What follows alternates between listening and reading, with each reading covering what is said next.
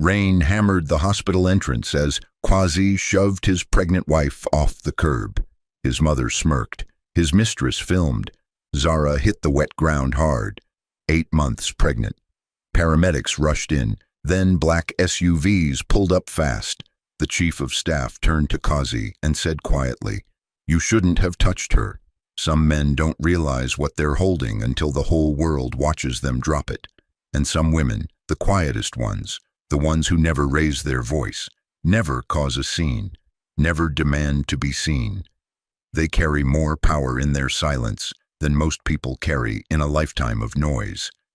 This is the story of a woman named Zara, and the man who destroyed his own life the night he pushed her into the rain. It was a Thursday evening in late October, the kind of evening where the sky turns black 2 hours too early and the rain doesn't fall, it attacks. Water came down in sheets over the small apartment complex on the south side of Atlanta, flooding the gutters, turning the sidewalks into shallow rivers, bending the trees sideways like they were trying to bow out of what was about to happen. The streetlights flickered. The wind howled through the parking lot like a warning nobody was listening to. Inside apartment 4B, a woman stood near the front door holding a small suitcase. She was 8 months pregnant. Her name was Zara, and she hadn't said a single word in almost 20 minutes. She just stood there, one hand resting on the handle of her bag, and the other cradling the lower curve of her belly, watching 3 people decide her future like she wasn't even in the room, like she was already gone, like she had never been there at all. Her husband Quasi stood in the center of the living room, with his arms crossed and his jaw clenched so tight you could see the muscles working beneath his skin. Behind him, leaning against the kitchen counter like a judge who had already delivered the verdict, was his mother, Lorraine. She had a look on her face, the kind of satisfied, thin-lipped expression that only appears on someone who's been planning a moment for years and is finally watching it unfold exactly the way they designed it. And on the couch, legs crossed, phone angled upward, recording everything, sat Tiffany, Quasi's co-worker, Quasi's other woman, the one Zara had known about for months but never confronted. Not because she didn't care, because she was waiting, because Zara had always been the kind of woman who processed pain in silence before she processed it out loud. Lorraine spoke first. She always did. She had never in her life allowed a room to settle before she controlled it. "I told you from the very beginning," she said, her voice sharp enough to cut glass, looking at Quasi but aiming every word at Zara. "This woman brought nothing into your life. No family, no connections, no money, no ambition, just that belly and that necklace she won't take off. My son married beneath him, and tonight, baby, we are correcting that mistake once and for all." Quasi didn't look at Zara. He hadn't looked at her directly in weeks. Not really looked. Not the way a husband looks at his wife. He looked past her, through her, like she was a piece of furniture he was tired of seeing. "You heard her," he said, his voice flat and rehearsed. "Pack whatever you still have in there and go. I want you out before midnight." From the couch, Tiffany zoomed her camera in on Zara's face and whispered, "The replacement that expired." Then she covered her mouth and laughed, a quiet, cruel laugh that was designed to be heard. Zara said nothing. She didn't cry. She didn't raise her voice. She didn't remind Quasi of the years she stood beside him when he had nothing. Not a dollar in his account, not a solid plan, not a single soul who believed in him except the woman he was now throwing away. She didn't mention the nights she worked double shifts at the clinic so he could chase a promotion. She didn't bring up the meals she cooked for Lorraine, even after Lorraine insulted her cooking. She didn't beg. She had never begged in her life, and she wasn't about to start tonight. She just picked up her suitcase. Her fingers brushed the gold pendant hanging at her collarbone, a lion's head with a single diamond eye catching the dim kitchen light like a tiny flame. She held it for just a second. Then she opened the front door and stepped out into the storm. The rain hit her like a wall of cold water. It soaked through her thin jacket in seconds, plastered her hair against her face, and ran down her cheeks, like the tears she refused to shed in front of them. She stepped off the porch carefully, one hand on her belly, the suitcase dragging through puddles behind her.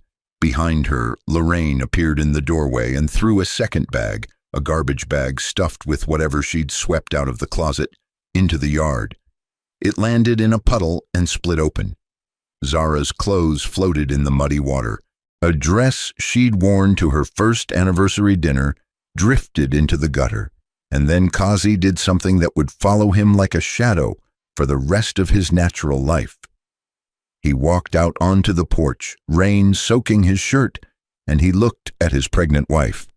This woman who had given him everything and asked for nothing, struggling through the storm with her suitcase and her swollen belly.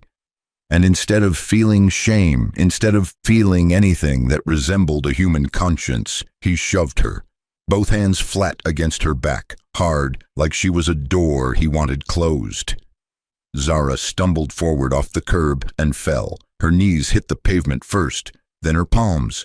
Then her body pitched forward and her belly pressed against the cold, wet asphalt as a car swerved around her, horn blaring, tires screeching against the slick road, headlights cutting through the rain like angry eyes. She lay there, face down on a public street, 8 months pregnant, rain pouring over her body like the sky itself was trying to wash away what had just happened. From the porch, she heard Tiffany laugh. From the doorway, she heard Lorraine mutter, "Good riddance." And from somewhere behind both of them, she heard Kazi walk back inside and close the front door. He didn't look back. None of them did. A neighbor across the street, an elderly woman named Miss Ruthie, who had been watching from behind her curtain, called 911 with shaking hands. The paramedics arrived within 8 minutes, red and white lights cutting through the sheets of rain, sirens half swallowed by the thunder. They loaded Zara carefully onto a stretcher. She was conscious but barely responsive, her eyes glassy, her breathing shallow. Her fingers were wrapped around the gold lion pendant so tightly that her knuckles had turned white. One of the paramedics, a younger man, maybe 26, with careful hands and observant eyes, noticed the pendant as he secured the stretcher straps. He froze. His hands stopped moving. He leaned in slightly and stared at the lion's head, at the diamond eye, at the fine craftsmanship that didn't belong on the neck of a woman lying in the middle of a South Atlanta street in a rainstorm.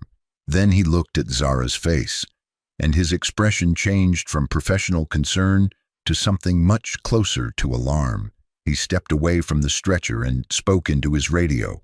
The words were short, coded, and urgent. Within minutes, 2 unmarked black SUVs appeared at the end of the block. No sirens, no lights, no markings of any kind.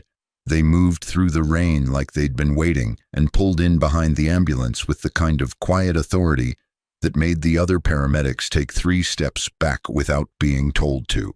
A man in a dark suit stepped out of the lead vehicle, walked directly to the stretcher, looked at the pendant, and nodded once. Then he spoke into a phone. 2 words. Confirmed, Caldwell. Back inside apartment 4B, Kazi was already on the couch with Tiffany, scrolling through his phone like the last 30 minutes had been nothing more than taking out the trash. Lorraine was in the kitchen making tea, humming to herself. None of them saw the SUVs. None of them heard the radio calls. And none of them had the slightest idea that the woman they had just thrown away, like she was nothing, was worth more than everything they would ever earn, touch, or dream of in 10 lifetimes combined. To understand who Zara really was, not the version of her that Kazi saw, not the version Lorraine despised, but the truth of who this woman was at her core. You have to go back 12 years, back to a place most people in Atlanta didn't even know existed. A private estate sitting on 47 acres of manicured land on the northern edge of the city. hidden behind a wall of ancient oak trees and monitored by a security apparatus that rivaled small government installations. The estate belonged to Warren Caldwell, and Warren Caldwell was, by every credible measure, the wealthiest black man on the face of the earth. Not in Atlanta, not in Georgia, not in the United States, on the planet. His conglomerate, Caldwell Enterprises, owned hospitals, research facilities, pharmaceutical patents, AI-driven diagnostics companies, and entire healthcare networks spanning 3 continents. His net worth had long passed the $1 trillion threshold, a number so large it stopped feeling real, but you would never know any of this by looking at him. Warren Caldwell had never given an interview, never appeared on a magazine cover, never attended a gala or a summit or a press event. He built his empire the way some men build cathedrals, brick by silent brick until the thing spoke for itself. And he had one child. One, a daughter, Zara. She was the axis his entire world turned on, after Zara's mother passed during childbirth, a complication that all of Warren's money and all of his medical infrastructure couldn't prevent. He poured everything he had into raising his daughter, not his wealth, his presence. He drove her to school himself every morning. He sat with her during homework every night.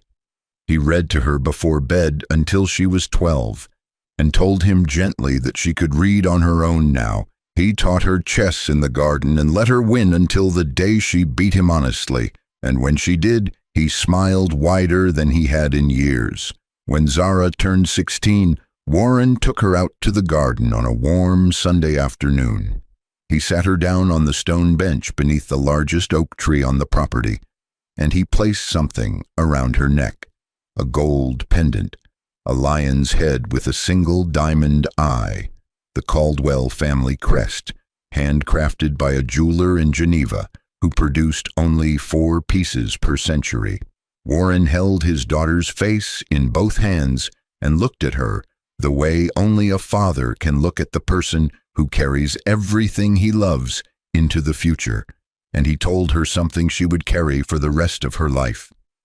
The world is going to test you, baby girl, over and over. People are going to love what you have and ignore who you are, but this pendant, this is your anchor. When you wear it, you remember something. You never need anyone's permission to know your own worth. Not mine, not theirs, not anyone's. You already know. Zara grew up soft, not weak, soft. There is a profound difference between the two, and it is a difference the world almost never bothers to learn. Weak is what breaks under pressure. Soft is what absorbs the pressure and remains whole. Zara moved through life gently. She spoke quietly. She listened more than she talked. She chose nursing school, not because she needed money, not because she needed a career, but because she wanted to be in rooms where people were hurting and make the hurt smaller with her own 2 hands. Warren offered to build her a hospital. She smiled and told him she'd rather work in one first. At 22, she met Kazi at a community health fair on the east side of Atlanta. He was volunteering at a blood pressure screening station. Handsome, smooth-talking, electric with ambition he couldn't yet afford. He told Zara he was going to own his own business someday. He told her he was going to build something that mattered, and she believed him. Not because his business plan was solid, it wasn't, but because his eyes were warm and his hands were steady when he wrapped the cuff around her arm and wrote the numbers down carefully, like her health mattered to him. That small act of care was enough. Sometimes it doesn't take much to open a door in someone's heart. Sometimes it just takes someone paying attention. They dated for a year. Kazi never once asked about Zara's family, and she never offered. He assumed she was exactly what she appeared to be, a quiet, kind woman with a small apartment and a clinic job. When he proposed with a ring he'd saved 4 months to buy, Zara said yes before he could finish the sentence. She told her father first. She sat across from Warren in his study and explained that she wanted to live a normal life. Not as a Caldwell, not as an heiress, just as Zara. Warren studied her face for a long time, the way he studied contracts, the way he studied people, searching for the thing that wasn't being said. Then he nodded. He didn't agree. He didn't think Kazi had earned his daughter, but he respected Zara enough to let her try. That's the hardest thing a parent ever does, letting their child walk into something they can see the ending of. So Zara married Kazi in a small ceremony. She moved into his apartment. She kept working at the clinic. She wore simple clothes, cooked simple meals, and never once breathed the name Caldwell in Kazi's presence. The only luxury she kept, the only piece of her real life she carried into her new one, was the gold lion pendant. It stayed around her neck every day, through every shift, through every argument, through every lonely night when Kazi came home late smelling like someone else. And from a distance, always from a distance, Warren Caldwell kept a quiet security detail within reach of his daughter. He honored her wish for independence, but he never stepped away completely. A father's love doesn't have a range limit. It just learns to watch from further back. The trouble didn't start with Tiffany. It started long before her. It started with Lorraine because it always starts with the person who was there before you arrived and decided before meeting you that you were a threat. From the very first Sunday dinner, Kazi brought Zara home to meet his mother. Lorraine looked at her and saw a problem, not because Zara was rude or demanding or difficult. The opposite. Zara was calm. Too calm. She didn't react to Lorraine's sharp comments about her cooking. She didn't flinch when Lorraine accidentally forgot her name twice. She didn't compete for Kazi's attention or try to prove herself. She just sat there, present, peaceful, unbothered. And that drove Lorraine out of her mind, because Lorraine was a woman who controlled every room she entered through volume, through crisis, through guilt. She had raised Kazi alone after his father walked out, and she had built a throne out of that sacrifice. Every decision Kazi made ran through Lorraine. Every dollar, every plan, every relationship had to get her stamp first, and then Zara walked in, needing nothing, asking for nothing, bowing to no one. And Lorraine felt the entire structure of her control begin to crack. She couldn't guilt-trip a woman who never asked for anything. She couldn't manipulate a woman who never reacted. So she did what people like Lorraine always do when they can't control someone directly. She went to work on the person between them. It started with whispers, little comments dropped at Sunday dinners. "She's hiding something, Kazi. Why doesn't she ever talk about her family? No woman with no connections, no money, and no background is that calm unless she's got something she's not telling you." Lorraine planted the seeds with the patience of a woman who understood that doubt doesn't need evidence, it just needs repetition. When Zara announced her pregnancy, Lorraine didn't smile. She pulled Kazi into the kitchen and said, "Are you sure that baby is yours?" No evidence, no logic. No reason except cruelty dressed up as motherly concern. But she knew her son. She knew that once doubt entered Kazi's mind, it would sit there like a splinter, small at first, then infected, then impossible to ignore. Then came Tiffany. She transferred to Kazi's office 6 months into Zara's pregnancy. Loud, flashy, sharp-jawed, always dressed like every day was an audition for someone's attention. She saw the frustration sitting on Kazi like a coat and offered to take it off him. "You deserve more than what you're getting at home," she told him over after-work drinks. "You need a woman who sees you, not some quiet ghost drifting through the house like she's already somewhere else." She told him Zara was boring, passive, empty. She told him a man like him needed fire. And Kazi, a man who had always measured his own worth by how much attention someone was willing to give him, drank every word like water. The affair started with late nights at the office. It became weekends away. It became phone calls taken in the bathroom with the water running. Zara noticed everything. The lipstick on his collar in a shade she had never worn, the perfume lingering on his jacket that wasn't hers, the way he turned his phone face down every time she walked into the room. She noticed all of it, and she said nothing. Not because she was weak, not because she didn't care, because somewhere inside her, the girl who grew up in Warren Caldwell's garden was making a calculation in silence. Never make a decision when you're angry, Warren had told her once. Anger makes you fast. Wisdom makes you right. So she waited, she watched, and she held her pendant at night when the apartment was dark and Kazi was somewhere he shouldn't have been, and she let the weight of the gold remind her who she was. The cruelty escalated. Lorraine began inviting Tiffany to family gatherings. The two of them would sit across from Zara at Lorraine's dinner table and talk over her, around her, through her, like she was a chair that happened to be in the way. They started calling her the ghost, first behind her back, then to her face. "Oh, the ghost is here," Tiffany would say when Zara walked into a room. Lorraine would laugh. Kazi would look away and say nothing, which was its own kind of violence, the kind that comes from a man too cowardly to stop what he knows is wrong. Then one evening, Kazi crossed a line. He pointed at the gold pendant on Zara's neck and said, "Take it off. I need to pawn it. Rent's due." Zara looked at him. She looked at him the way you look at someone you're seeing clearly for the first time.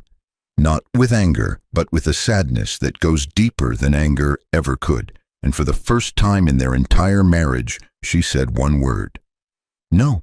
Calm, final, like a door closing. Kazi stared at her. He'd never heard that word from her in 6 years, and it shook him in a way he couldn't explain. He reached for the pendant. Zara took one step back, just one, and something in her eyes told him not to reach again. He didn't. But from that night on, the pendant became an obsession. He told Lorraine. Lorraine told Tiffany. All three of them decided Zara was hiding something valuable. They were more right than they could ever have imagined. The night of the storm was not an accident. It was a coordinated removal. Lorraine arrived at the apartment with Tiffany by her side, the two of them moving through the rooms like a demolition crew, packing Zara's things into bags and boxes with the efficiency of people who had rehearsed this. Kazi stood in the living room reciting lines his mother had written for him. "This isn't working anymore. I need you to leave tonight. I don't love you. I don't think I ever did." Lorraine handed him the final push. "Either she's gone by midnight or I'm done helping with rent." Financial pressure disguised as an ultimatum, the oldest play in her book. Zara watched all of it. She watched 3 people erase her from a home she had built. With her own patience and her own love. She didn't argue. She didn't cry. She picked up her suitcase, touched the lion at her throat, and stepped into the storm. But what none of them knew, what would have stopped them cold if they had, was that 4 days earlier Zara had done something she hadn't done in 3 years. She had picked up her phone, scrolled to a contact labeled only with the letter W, and pressed call. The phone rang twice. A deep, steady voice answered. Zara closed her eyes, tightened her grip on the pendant, and whispered, "Daddy, it's time they know who I am." The ambulance carried Zara to Grady Memorial, the largest trauma center in Atlanta, but she never saw the inside of a general ward. The moment the paramedics' coded radio transmission reached the Security Operations Center of the Caldwell Trust, a protocol activated, one embedded in only 3 hospitals in the state of Georgia, and tied to the biometric signature of the pendant's hidden identification chip, the Caldwell Protocol. It triggered an immediate reroute to a private medical wing funded entirely by the trust, staffed by a hand-picked team of maternal and neonatal specialists who answered to one man and one man only. Within the hour, Zara was in a sealed suite on the 8th floor. No name on the door, no public access to the hallway, Every nurse on that floor had signed a non-disclosure agreement on their first day. Zara lay in the bed surrounded by quiet monitors and warm light, one hand resting on her belly, the pendant still around her neck, glowing faintly under the clinical lighting like a small, patient flame. She delivered her son at 3:47 in the morning, 7 pounds, 4 ounces, healthy, strong. He came into the world with one sharp cry that echoed through the private suite like an announcement, like a declaration that something new had arrived and it intended to stay. Then he settled against his mother's chest, his tiny fingers curling against her skin, his breathing slowing to match hers, and the room went quiet in a way that felt sacred. The nurses stepped back. The monitors beeped softly, and Zara held her son and breathed, really breathed, from somewhere deep in her chest, for what felt like the first time in months, maybe years. She pressed her lips to the top of his head and whispered something only he could hear. Whatever it was, it made her close her eyes and smile. The first real smile she had allowed herself since the night of the storm. Warren Caldwell arrived just after dawn. He came alone. No entourage. No visible security, though they were there. They were always there. He walked into the room and stood at the foot of the bed. He looked at his daughter's face. He looked at the bruises on her palms and the scrape on her knee from where she'd hit the pavement. He looked at his grandson, and for a very long time, he said nothing at all. Warren Caldwell had built an empire out of silence, and in that moment his silence was louder than any words he could have chosen. Then he spoke. One sentence. Quietly, the way he always spoke. No one will ever touch you again. It wasn't a threat. It wasn't dramatic. It was a fact, spoken by a man who had the resources, the patience, and the absolute will to make it the truest statement ever uttered inside that hospital. Back at the apartment, the world kept spinning as if nothing had happened. Causey moved Tiffany in that same week. Her clothes replaced Zara's in the closet. Her products replaced Zara's on the bathroom counter. Lorraine came over with new curtains and a bottle of champagne. They toasted, they laughed, they celebrated the beginning of something better. None of them asked where Zara was. None of them wondered how an 8 months pregnant woman had survived a thunderstorm alone on a public street. She was already erased from their minds before the bruises had faded from her hands. 3 weeks passed. Zara healed at her father's estate. Her son grew. She sat in the garden where she had received the pendant at 16 and held her baby and let the silence rebuild her the way silence always had. She didn't plot. She didn't rehearse speeches or practice confrontations in the mirror. She simply existed in the quiet space between what had been done to her and what was about to happen next. Then Warren made a phone call. One call. To the event coordinator of the city's most prestigious annual charity gala, a black tie affair attended by every major executive, politician, and philanthropist in the state. The gala was raising funds for a new children's hospital wing. Warren informed the coordinator that the Caldwell Trust would fund the entire wing, every dollar, every brick. One condition: his daughter would present the donation personally, on stage, in front of everyone. The night of the gala came like a verdict the city didn't know it was waiting for. The Grand Hyatt ballroom was filled with 600 guests in evening wear. Crystal chandeliers hung from ceilings 3 stories high. A live jazz ensemble played near the entrance. Waiters glided between tables carrying champagne on silver trays. This was the kind of room where fortunes shook hands and power wore cufflinks. Causey was there. His company's CEO had secured a table, and Causey, recently promoted on the strength of a deal he hadn't actually closed, was invited as a warm body to fill a seat.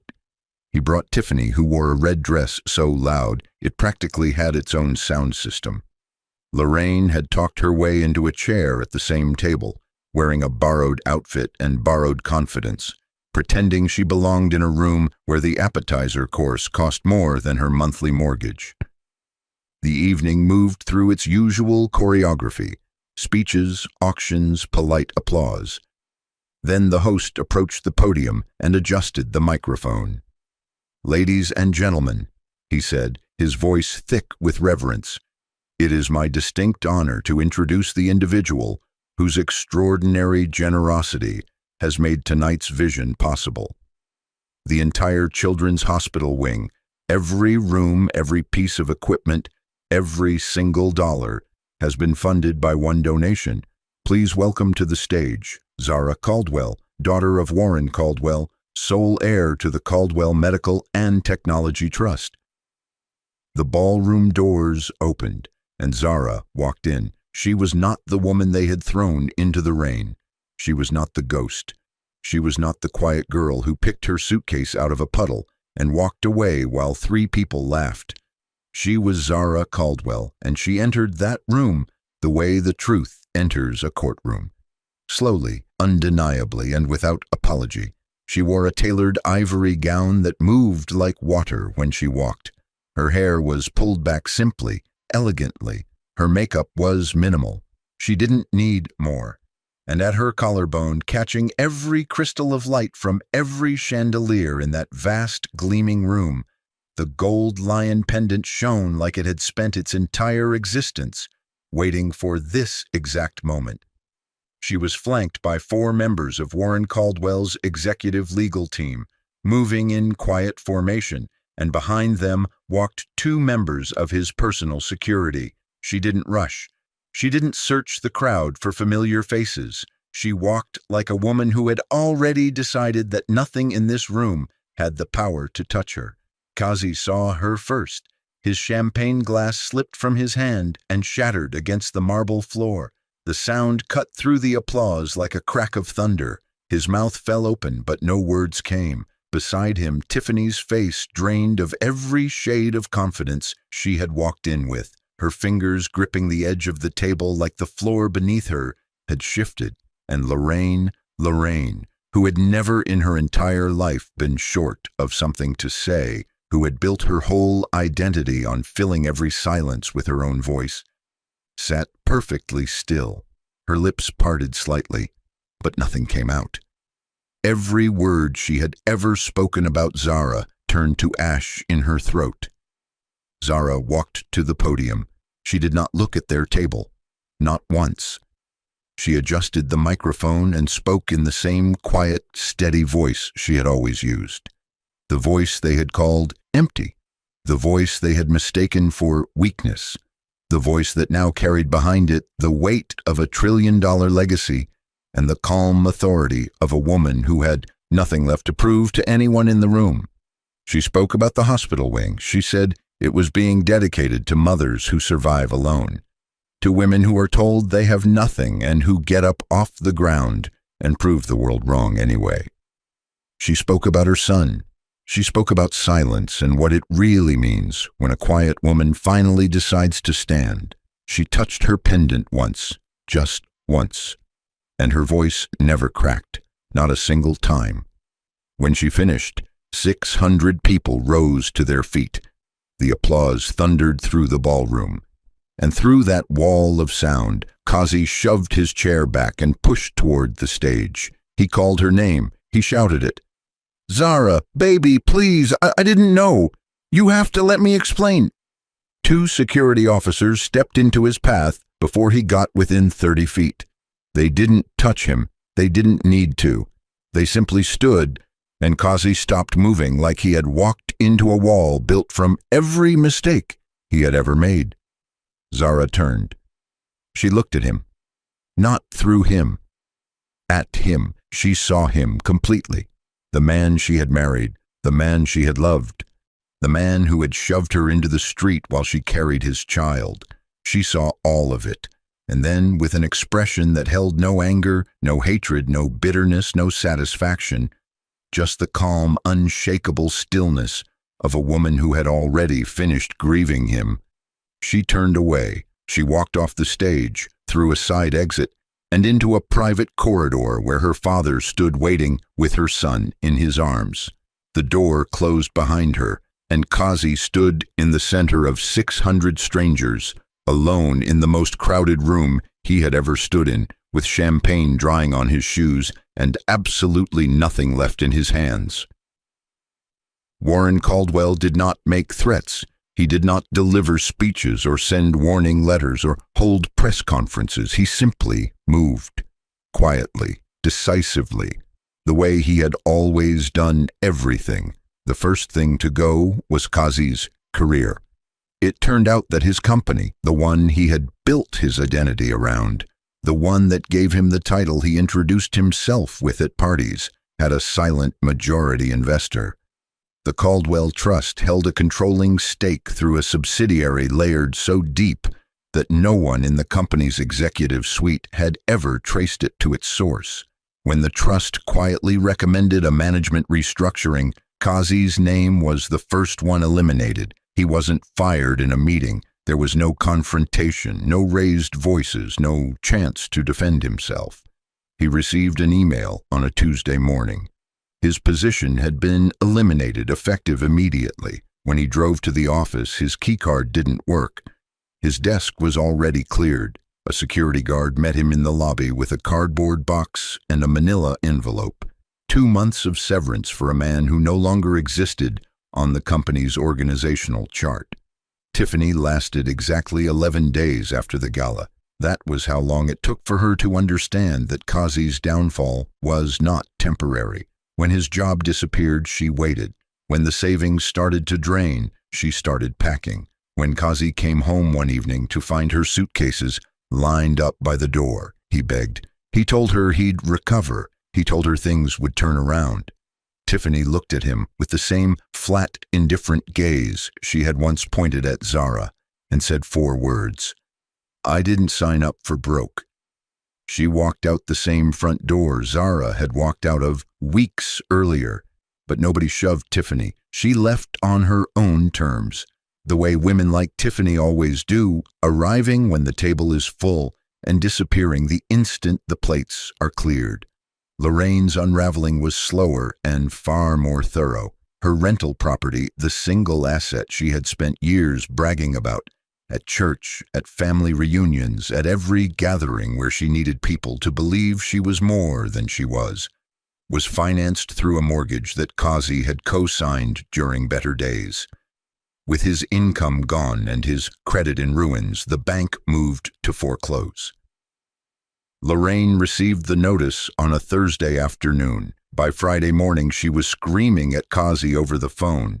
By Saturday, Kazi was screaming back. The alliance that had seemed so unbreakable when all 3 of them were standing over Zara, laughing, filming, shoving, shattered the moment real consequences walked through the door. Lorraine blamed Kazi for destroying her only investment. Kazi blamed Lorraine for driving away the only woman who had ever truly loved him. They stopped speaking entirely, and the silence that settled between them was nothing like Zara's silence. Zara's silence was strength held in reserve.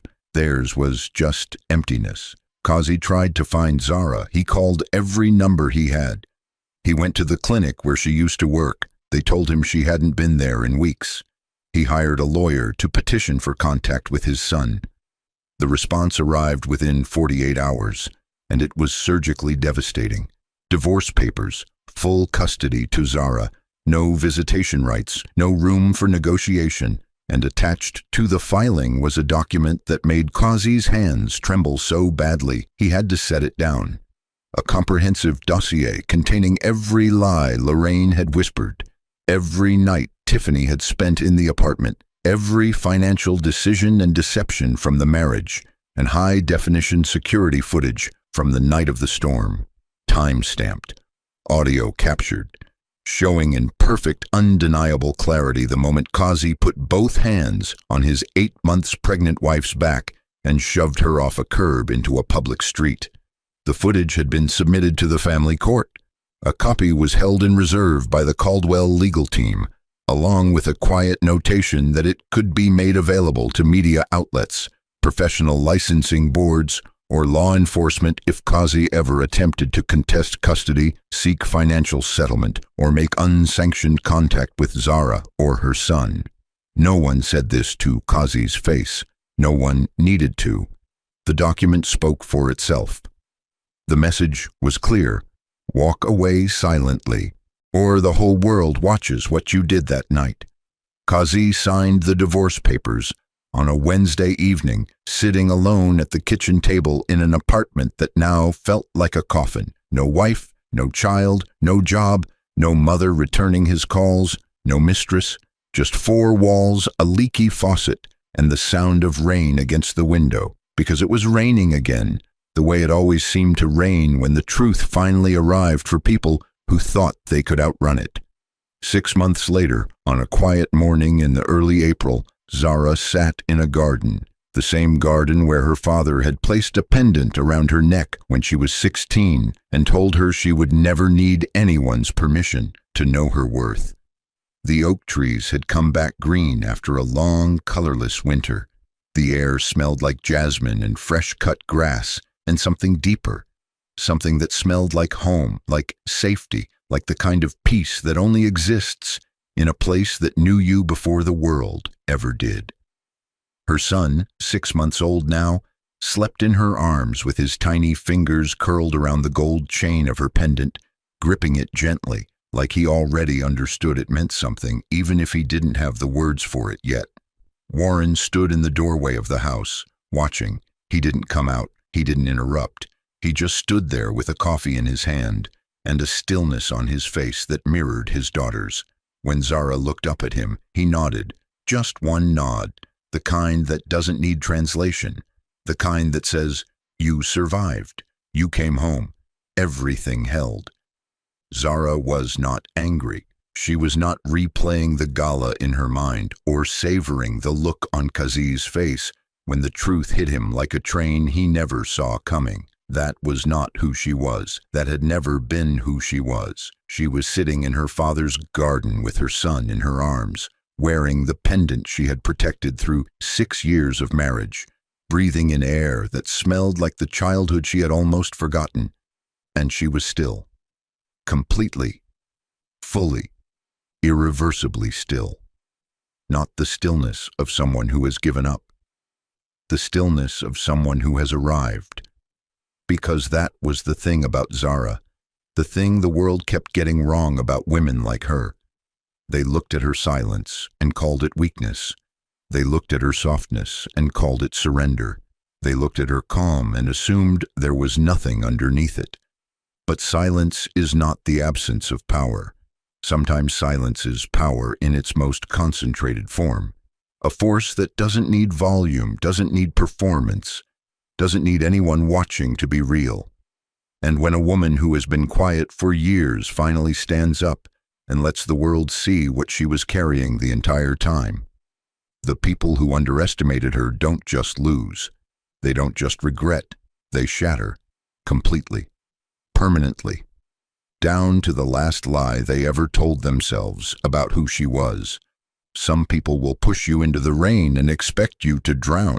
They'll film it. They'll laugh. They'll close the door and go on with their lives like you never existed. But the ones who stay quiet through the storm, the ones who hold their pendant and touch their belly and walk into the dark without making a sound, they aren't weak. They're waiting. And when they rise, they don't rise with noise. They don't rise with revenge. They rise with everything. If this story moved something in you, if you felt that silence, that strength, that moment the truth walked into the room and no one could ignore it, then you already understand. The world doesn't fear noise. It fears the ones who stay quiet and rise anyway. Subscribe, because every story we tell is a reminder. The people they underestimate don't stay underestimated for long. And the next time the truth walks in, you won't miss it.